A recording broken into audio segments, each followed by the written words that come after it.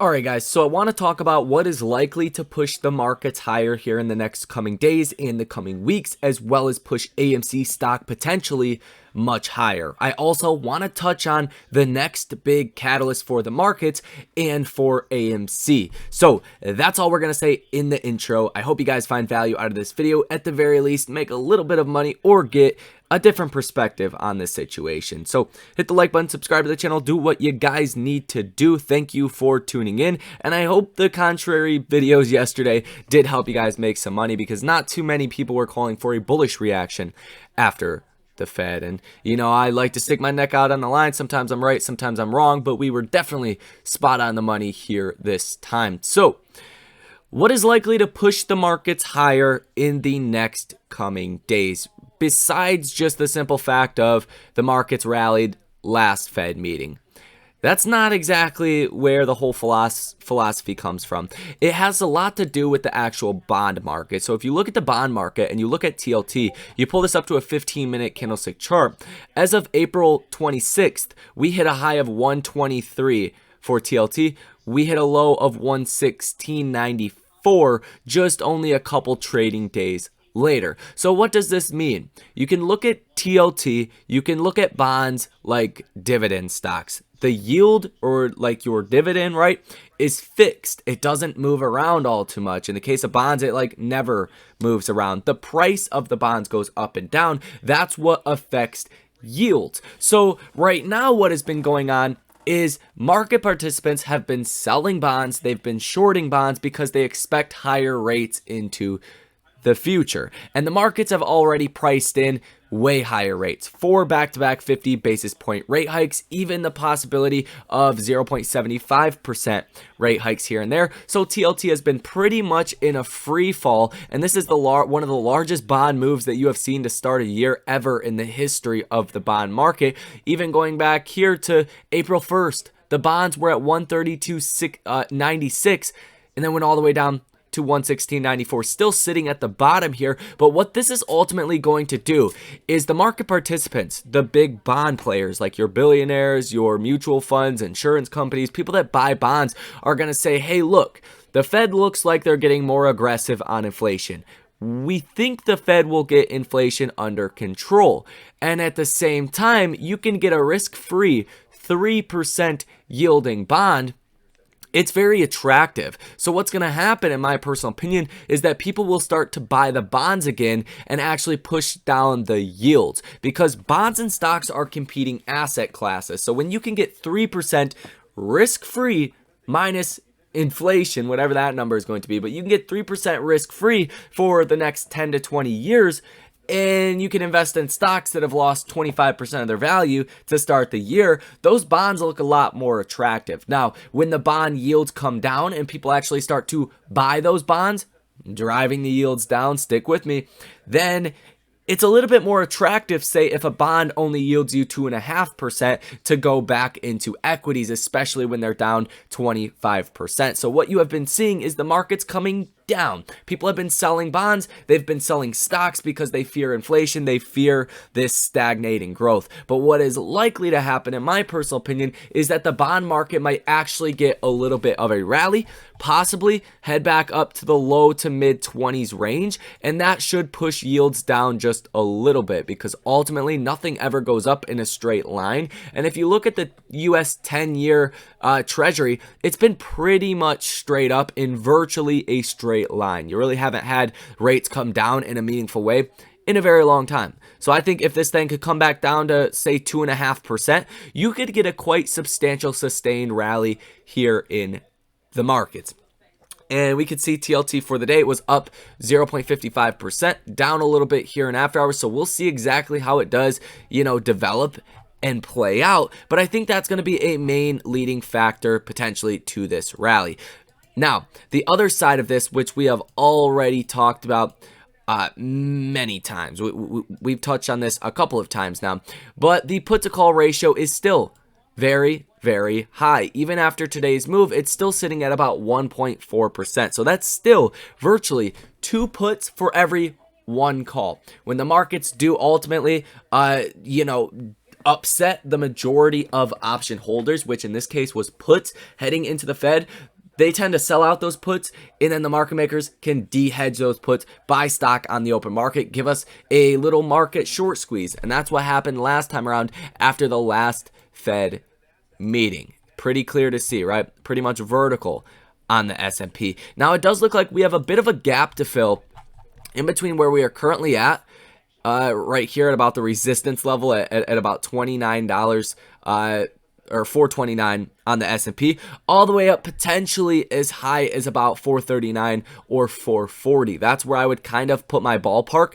I don't expect to get back to, these highs of 450 or higher than that. I don't expect that kind of rally, but I do think a good another $10 on the S&P or so is definitely coming here in the short term for the markets. And those are the two main reasons why. There was about a 51% chance of getting a 0.75% rate hike heading into today. And then at the June meeting, there was also another about 50% chance of getting that. Fed Jerome Powell completely diverged on that, saying that they weren't even looking at that, weren't even talking about the possibility of that. So I think that's going to have lasting effects potentially to shorts covering. And I think it's going to be a big deal for AMC stock as well. AMC was up 1.35%, but didn't get all of the juice as some other stocks did. Look at a SoFi up 11%. Look at other stocks up more than that, right?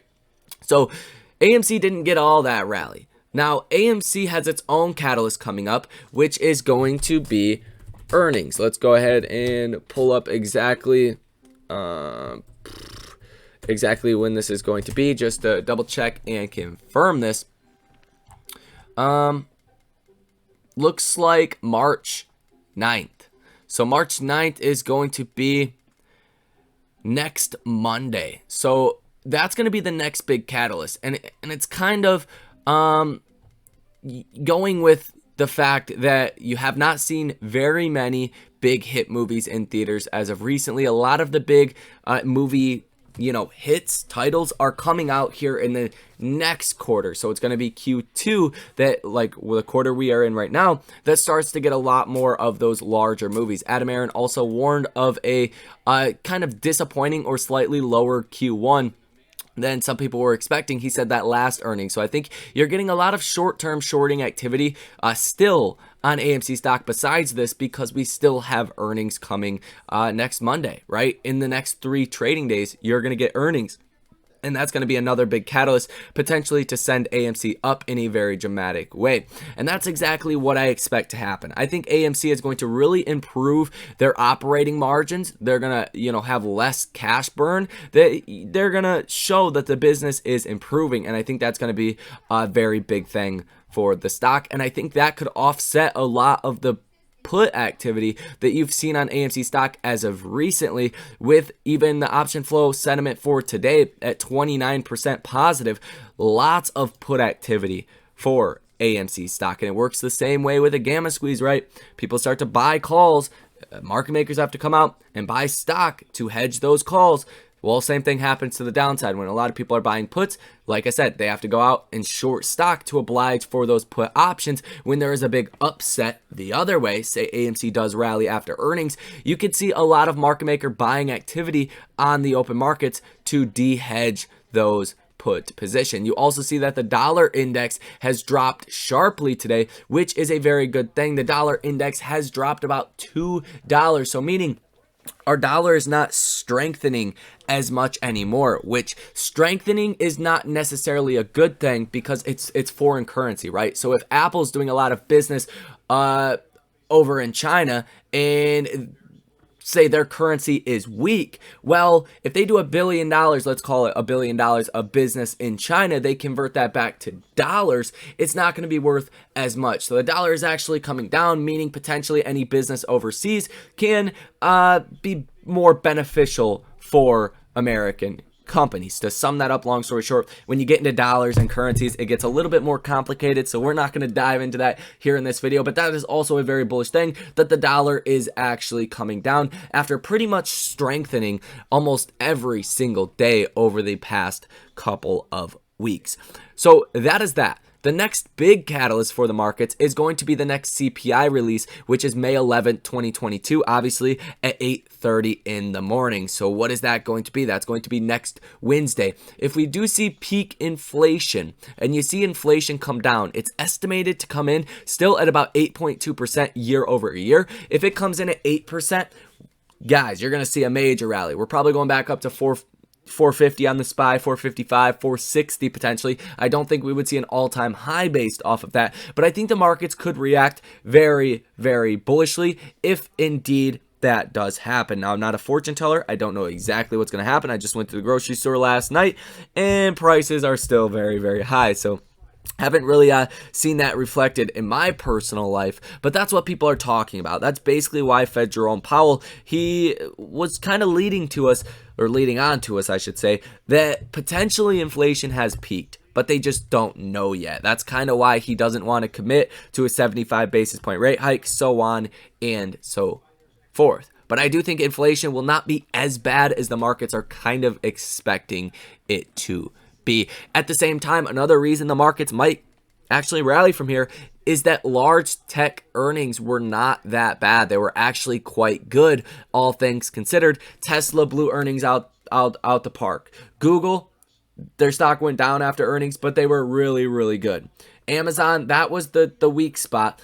Microsoft was really, really good, right? So like 80% of the large tech stocks that really control 50% of the broad index had really, really, really good earnings, and there wasn't too many bad things to actually say about those earnings. So it all comes back to the fundamental valuation, and these stocks are trading arguably, at or around their fair value. You could start to get some of that bullish sentiment that comes back into the markets for a lot of the stocks that did report good earnings. Like I always say all the time, the only thing the markets hate more than bad news is uncertainty. We had a lot of uncertainty heading into the Fed meeting and a lot of fear, so the markets were trading off of that. They ignore the fundamentals of the good earnings, and then boom, uncertainty catalyst is gone. Fear is gone. We understand what the Fed is going to do, and then boom, maybe a little bit of greed can actually start to take over. So that is pretty much that. If I were to, like I said in the last video, put a price on where AMC stock could potentially go,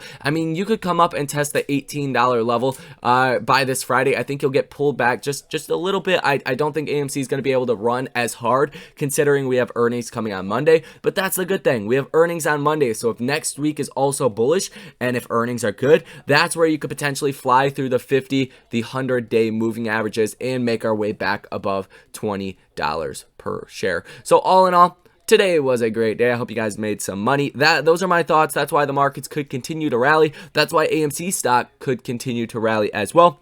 And that's the next big catalyst that the markets are going to have. So thank you guys for tuning in. Hit the like button, subscribe to the channel, source your comments, questions, or concerns down below in the comment section. If you guys want to come trade with us live in real time, link down below in the pinned comment to do so for that one. You guys enjoy the rest of your day, and I will see you in the next one.